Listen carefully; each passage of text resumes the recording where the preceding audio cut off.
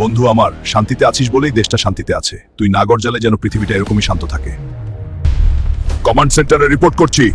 Sir, 0 পয়েন্টে হামলা হয়েছে। ওরা ভারী অস্ত্রে কোনো এটা কিভাবে সম্ভব?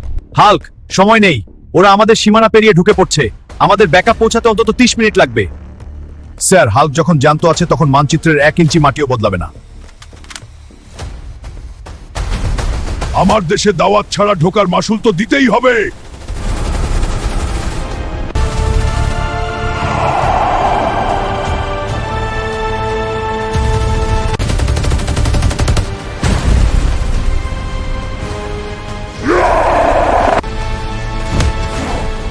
পোশাকের রং হয়তো ভিন্ন হতে পারে, কিন্তু হৃদস্পন্দন একটাই, বাংলাদেশ।